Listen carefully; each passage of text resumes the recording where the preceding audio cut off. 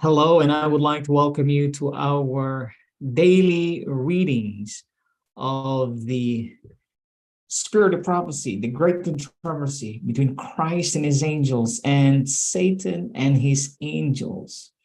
Volume 1, 1870 by Ellen G. White. I'm reading from pages 2 to 24. But before I do, before I do share with you this reading, I would like to invite you for a word of prayer. Father in heaven, thank you that we are nearing home. Thank you that your Spirit is with us. May you bless this reading of the Spirit of Prophecy, Volume 1, The Fall of Satan. In the name of your Son, Jesus Christ, amen. Satan in heaven, before his rebellion, was high and exalted angel next in honor to God's dear Son. His countenance, like those of the other angels, was mild and expressive of happiness. His forehead was high and broad, showing a powerful intellect. His form was perfect, his bearing noble and majestic. A special light beamed in his countenance and shone around him brighter and more beautiful than around other angels. Yet Jesus, God's dear Son, had the preeminence over all the angelic host. He was one with the Father before the angels were created. Satan was envious of Christ and gradually assumed command, which devolved on Christ alone. The great Creator assembled the heavenly host that he might, in the presence of all the angels, confer special honor upon his Son. The Son was seated in the throne with the Father, and the heavenly throne of heavenly angels was gathered around them. The Father then made known that it was ordained by himself that Christ, his Son, should be equal with himself, so that wherever was the presence of his Son, it was as his own presence. The word of the Son was to be obeyed as readily as the word of the Father. His Son, he had invested with authority to command the heavenly host. Especially was his Son to work in union with himself in the anticipated creation of the earth and every living thing that should exist upon the earth. His Son should carry out his will upon and his purposes, but would do nothing himself alone. The Father's will would be fulfilled in him. Satan was envious and jealous of Jesus Christ. Yet when all the angels bowed to Jesus to acknowledge his supremacy and high authority and rightful rule, Satan bowed with them. But his heart was filled with envy and hatred.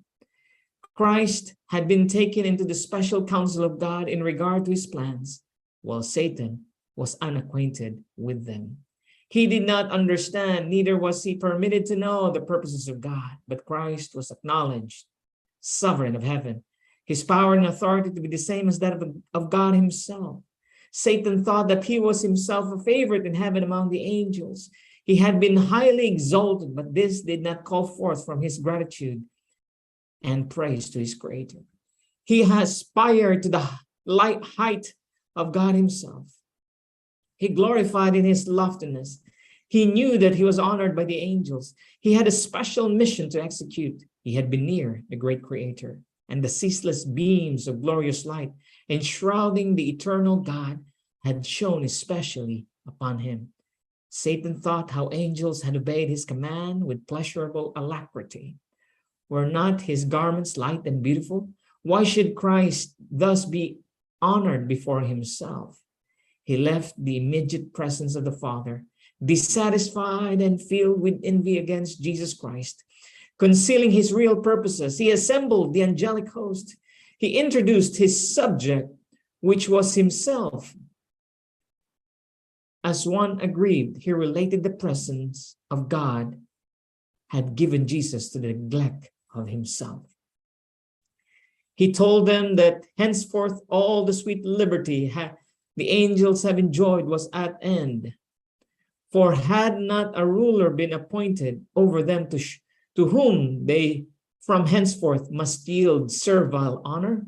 He stated to them that he had called them together to assure them that he has no longer would submit to this invasion of his rights and theirs, and that never would he again bow down to Christ, that he would take the honor upon himself, which should have been conferred upon him, and would be the commander of all who would submit to follow him and obey his voice.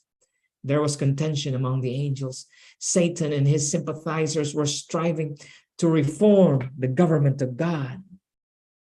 They were discontented and unhappy because they could not look into his unsearchable wisdom and ascertain his purposes in exalting his son Jesus and endowing him with such unlimited power and command.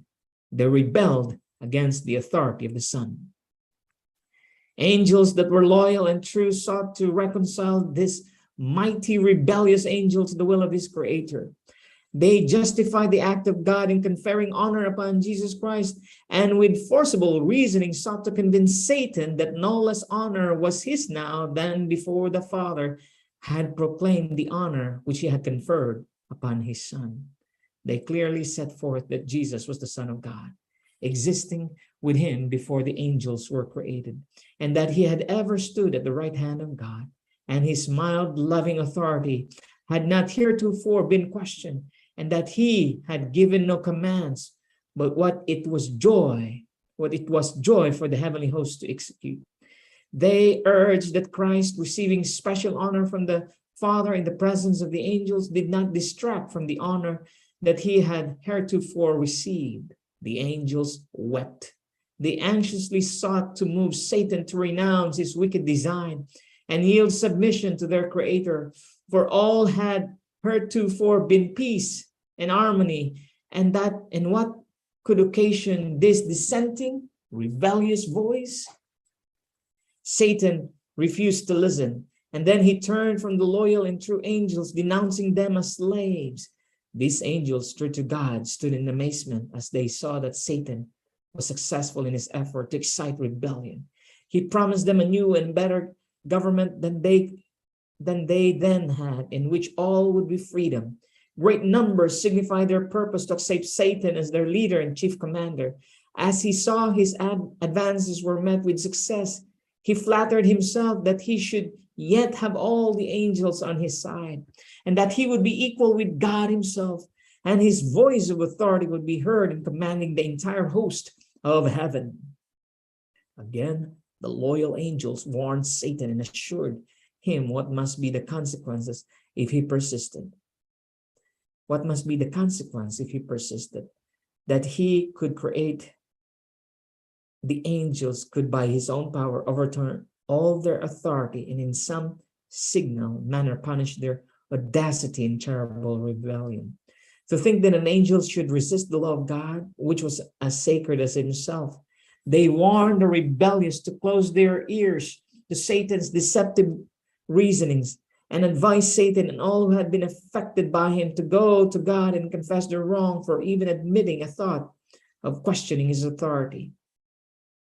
Many of Satan's sympathizers were inclined to heed the counsel of the loyal angels and repent of their dissatisfaction and be again received to the confidence of the Father and his dear Son.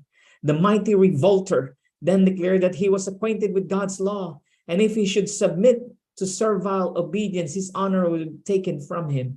No more would he be entrusted with his exalted mission. He told them that they also now gone too far to go back, and he would brave the consequences for to bow in servile worship to the Son of God. He never would, that God would not forgive, and now they must assert their liberty and gain by force the position and authority which was not willingly accorded to them.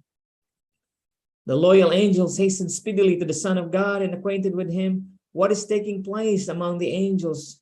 They find the Father in conference with his beloved Son to terminate the means by which, for the best good of the loyal angels, the assumed authority of Satan would be forever put down. The great God could at once have hurled this arch deceiver from heaven, but this was not his purpose. He would give the rebellious an equal chance to measure strength and might with his own Son and his loyal angels. In this battle, every angel would choose his own side and be manifested to all. It would not have been safe to suffer any who united with Satan and his rebellion to continue to occupy heaven. They had learned the lesson of genuine rebellion against the unchangeable law of God, and this is incurable. If God had exercised his power to punish this chief rebel, dissatisfied angels would not have been manifested. Hence, God took another course, for he would manifest distinctly to all the heavenly host his justice and his judgment. It was the highest crime to rebel against the government of God. All heaven seemed in commotion. The angels were marshaled in companies, each division with a higher commanding angel at their head. Satan was warring against the law of God because ambitious to exalt himself and unwilling to submit to the authority of God's Son, heaven's great commander.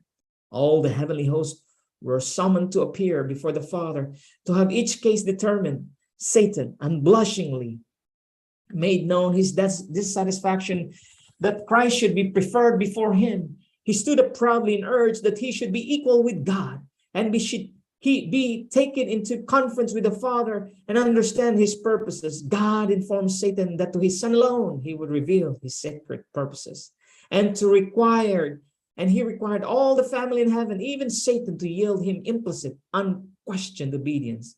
But that he, Satan, had proved himself unworthy to a place in heaven. Then Satan exultingly pointed to his sympathizers, comprising nearly one half of all the angels, and exclaimed, "These are with me. Will you expel these also and make such a void in heaven?" He then declared that he was prepared to resist the authority of Christ and to defend his place in heaven by force of might, strength against strength. Good angels wept to hear the words of Satan and his exulting boast. God declared that the rebellious should remain in heaven no longer. Their high and happy state had been held upon condition of obedience to the law which God had given to govern the high order of intelligences. But no provision had been made to save those who should venture as his law. Satan grew bold in his rebellion and expressed his contempt of the Creator's law. This Satan could not bear. He claimed that angels needed no law, but should be left free to follow their own will, which would ever guide them right. That law was a restriction of their liberty, and that to abolish law was one great object of his standing as he did. The condition of the angels, he thought, needed improvement. Not so the mind of Christ, the mind of God, who had made laws and exalted them equal to himself. The happiness of the angelic host consisted in their perfect obedience to law. Each had his special work assigned him, and until Satan rebelled, there had been perfect order and harmonious action in heaven. Then there was war in heaven. The Son of God, the Prince of Heaven, and his loyal angels engaged in conflict with the arch rebel and those who united with him. The Son of God and true and loyal angels prevailed, and Satan and his sympathizers were expelled from heaven. All the heavenly hosts acknowledged and adored the God of justice. Not the taint of rebellion was left in heaven. All was again peaceful and harmonious as before. Angels in heaven mourned the fate of those who had been their companions in happiness and bliss. Their loss was felt in heaven. The Father consulted Jesus in regard to at once carrying out their purpose to make man to inhabit the earth. He would place man upon probation to test his loyalty before he could be rendered eternally secure. If he endured the test wherewith God saw fit to prove him, he should eventually be equal with the angels. He was to have the favor of God, and he was to converse with angels, and they with him. He did not see fit to place them beyond the power of disobedience.